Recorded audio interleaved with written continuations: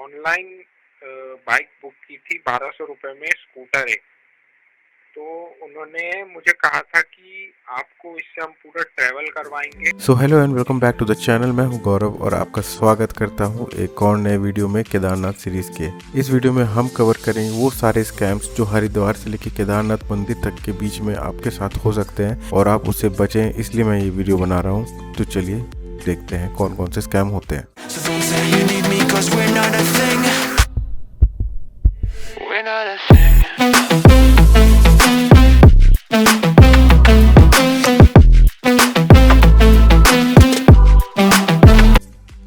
ये जानना सबसे ज़्यादा ज़रूरी है कि आप दुनिया के किसी भी कोने में ट्रैवल कर रहे हैं तो आपको स्कैमर से बच के ही रहना पड़ेगा। स्कैमर्स हर जगह होते हैं। तो वीडियो ध्यान से और एंड तक देखिएगा, क्योंकि एंड में मैं आपको कुछ बोनस टिप्स दूंगा जो कि आपकी जेब कटने से आप बचा सकती है। तो सबसे पहले स्कैम होता है हरिद्वार में। चलिए जानते हैं उसके बारे में। तो आप हरिद्वार पहुंचते हैं और आप साधन ढूंढते हैं गौरीकुंड जाने का। तो मैं आपको बता दूं, गौरीकुंड तक कोई भी बस, टैक्सी कुछ भी नहीं जाता है। सभी गाड़ियाँ सोनप्रयाग तक जाती हैं। लेकिन अगर आप पीक सीज़न पे जा रहे हैं, पीक सीज़न मतलब अप्रैल मई जून के लगभग, तो आपको सोनप्रयाग भी गाड़ी नहीं छोड़ेगी। आपको उससे पहले सीतापुर बस स्टैंड में गाड़ियाँ छोड़ देती हैं।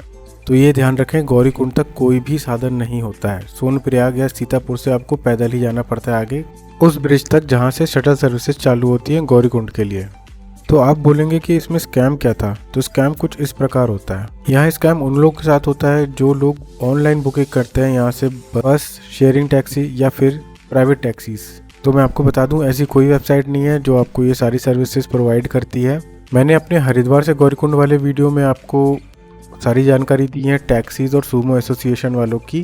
तो आप ऑन कॉल उससे बुकिंग करा सकते हैं और किसी प्रकार की एडवांस बुकिंग की ज़रूरत नहीं रहती है। आप ऑन स्पॉट आकर ही पेमेंट कीजिए।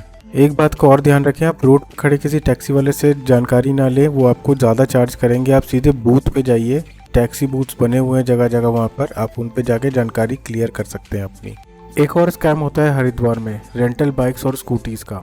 इसमें आप ऑन कॉल बुकिंग करते हैं या फिर ऑनलाइन बुकिंग करते हैं और एडवांस पेमेंट आप कर चुके होते हैं और आप शॉप पे जाते हैं और उसके बाद आपके साथ खेल शुरू होता है।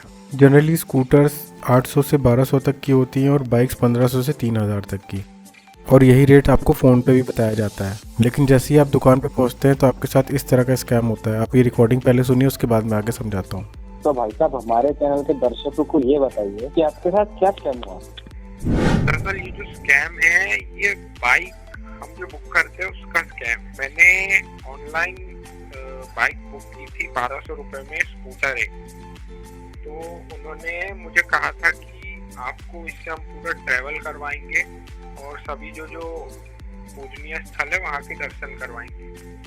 लेकिन जब आप वहाँ पहुँचेंगे तब आपको मालूम चलेगा कि ये जो है, ये दर्शन आपको सिर्फ ऋषिकेश और जो लोकल पूजनीय स्थल है वहीं के करवाएंगे। अगर आपको केदारनाथ या बद्रीनाथ जाना है तो इसके आपको और पैसे जमा करने होंगे जी। तो गाड़ी की बुकिंग आप शॉप पे जाकर ही कराएं, सारी डिटेल्स जाने के बाद। और उसके बाद गाड़ी की एक अच्छे से वीडियो तैयार कर लें जिसमें आप सारे डेंट और फिजिकल डैमेजेस जो गाड़ी में पहले से है उसे रिकॉर्ड कर लें। क्योंकि जब आप अपनी ट्रिप से वापस आएंगे और उन्हें ये डेंट दिखेंगे तो वो आपके ऊपर इल्ज़ाम लगा देंगे कि ये आपने किया है और इसके आपसे भारी पैसे मांगेंगे। तो इस प्रकार का भी स्कैम होता है यहाँ पर। तो अब आते हैं हम बोनस टिप पे जो आपको कोई नहीं बताता है। वैसे तो मैं ये लास्ट में बताने वाला था, लेकिन आप अगर लगातार वीडियो देखते हुए यहाँ तक पहुँच गए हैं तो ये आपके लिए है, क्योंकि आप डिज़र्व करते हैं इसे। और जो लोग लास्ट का इंतज़ार कर रहे हैं या फिर लास्ट में जा चुके देखने के लिए, तो उनके लिए एक थोड़ा छोटा सा सबक रहेगा कि सब्र का फल मीठा होता है और जल्दबाजी में गलतियाँ होती हैं। तो हम आते हैं पहली टिप पे। अब जब भी यात्रा की प्लानिंग करें तो सबसे पहले रजिस्ट्रेशन कराएं, क्योंकि रजिस्ट्रेशन सबसे इम्पोर्टेंट होता है दर्शन के लिए। अगर आपके पास रजिस्ट्रेशन नहीं है तो आपको दर्शन होने में दिक्कत हो सकती है।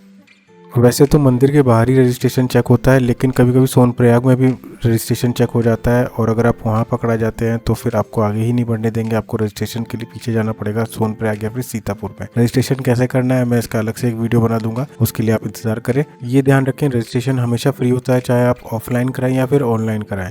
आप किसी लोकल इंटरनेट कैफ़े वाले के पास जाके आप रजिस्ट्रेशन कराते हैं तो वो आपके साथ स्कैम कर सकता है और चार्जेस ले सकता है इस रजिस्ट्रेशन के, जो कि बिल्कुल निःशुल्क है। तो अब बारी है सेकंड बोनस टिप की। केदारनाथ मंदिर के बाहर आपको कुछ लोग मिलेंगे जो आपको ये कहेंगे कि आपको हम गर्भगृह के दर्शन कराएंगे और उसके लिए आपसे अनाप शनाप पैसों की मांग करेंगे। तो मैं आपको बता दूं, मंदिर के साइड में ही एक काउंटर बना हुआ है जहाँ पे पूजा की बुकिंग होती है। वो 5001 रुपये लेते हैं एक ग्रुप के लिए और आधे घंटे की पूजा करने देते हैं मंदिर के अंदर गर्भगृह में, वो भी सुबह 3:30 बजे से 4:30 बजे के बीच में। तो ऐसे स्कैमर से बचें और सावधान रहें। अब लास्ट बोनस टिप, और ये टिप आपका मूड खराब होने से बचा सकता है। आपने देखा होगा मंदिर के बाद आपको ढेर सारे बाबा मिलेंगे और उनको आप दान दक्षिणा देना चाहें तो वो आपके ऊपर है, आप जितना चाहे दे सकते हैं, मैं नहीं रोक रहा हूँ। लेकिन अगर दान नहीं देना है तो इनके करीब भी ना जाएं, क्योंकि कुछ बाबा उल्टा सीधा बोल देंगे, इतना गंदा बोलेंगे कि आपको सहन भी नहीं होगा और आपका मूड खराब हो जाएगा कुछ इस तरह। एक को मना कर रहे, दूसरा आ रहा।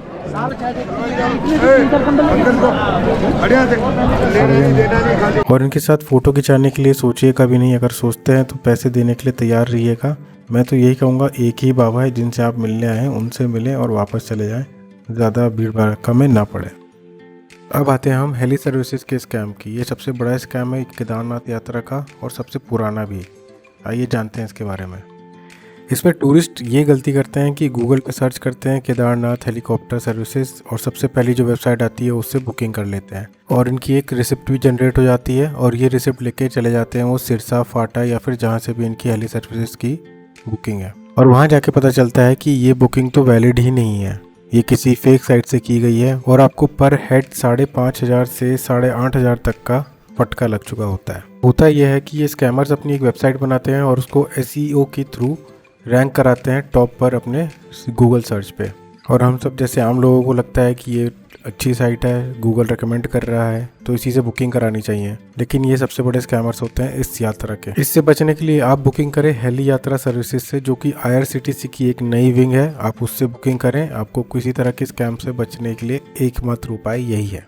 चलिए, जैसे तैसे बचते बचाते आप सोनप्रयाग या गौरीकुंड पहुँच जाते हैं। अब यहाँ स्टार्ट होता है होटल स्कैम्स या फिर टेंट या फिर डोरमेट्री के स्कैम। ये स्कैम केदारनाथ मंदिर के आसपास वाले होटलों में भी होते हैं, वहाँ के टेंट हाउसेज और डोरमेट्रीज में भी होते हैं। सभी की बात नहीं कर रहा हूँ, लेकिन कुछ में होते हैं। आप गलती से अगर उसमें फंस जाएं तो आपके लिए परेशानी का सबक हो सकता है। यहाँ भी फेक टूर प्लानर्स और उनकी वेबसाइट से बचें। इसमें भी ऑनलाइन रिसिप्ट जनरेट हो जाती है, लेकिन वो आपके कोई काम की नहीं रहती है, जैसे कि आपको मैंने पहले भी बताया हेलीकॉप्टर स्कैम जैसे।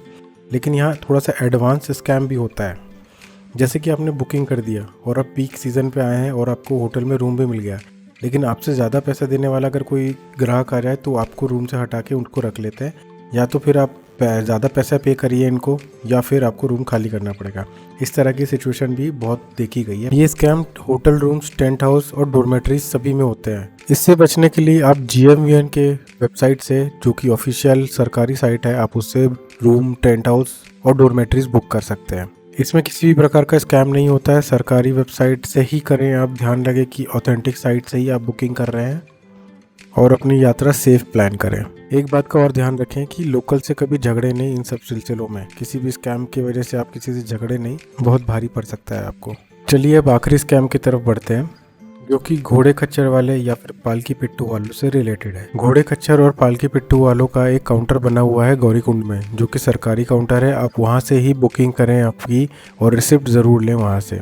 यही सबसे सेफ तरीका है इनकी बुकिंग का, क्योंकि अगर आप काउंटर से बुकिंग नहीं करते हैं, किसी लोकल पर्सन के थ्रू बुकिंग करते हैं, तो वो बहुत रिस्की होता है। ये क्या करते हैं कि आपसे पहले तो 100% एडवांस ले लेते हैं और आपको अपना ID कार्ड दे देते हैं, जिससे आपको इन पे ट्रस्ट हो जाए कि ये जेन्युइन पर्सन है। लेकिन ऐसा ही नहीं है, इनके पास 7-8 ID रहती है, एक ही नाम से, एक ही फ़ोटो से, तो इनसे बचें। कई बार ऐसा होता है कि ये सुबह आपको बोलते हैं कि हम मिल जाएंगे 4 बजे, लेकिन ये आपको 4 बजे के आपको कभी नहीं मिलते हैं। और जो कोई मिल जाते हैं तो वो आपको आधे रास्ते में ही छोड़ के चले जाएंगे, घोड़े को पानी पिलाने के बहाने से या किसी कारण से वो गायब हो जाएंगे और आपको बीच रास्ते में ही छोड़ देंगे। तो ये आपको सबसे परेशानी का सबक बन सकता है गौरीकुंड से केदारनाथ के ट्रैक में। इतनी डिटेल्स के बाद मुझे नहीं लगता कि आपके साथ किसी प्रकार का स्कैम होगा।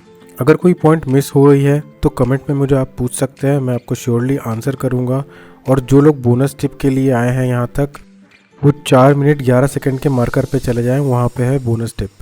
और जिन लोगों ने पूरा वीडियो देखा है उनको बहुत बहुत धन्यवाद। मिलते हैं नेक्स्ट सैटरडे केदारनाथ यात्रा की डिटेल वीडियो के साथ। तब तक के लिए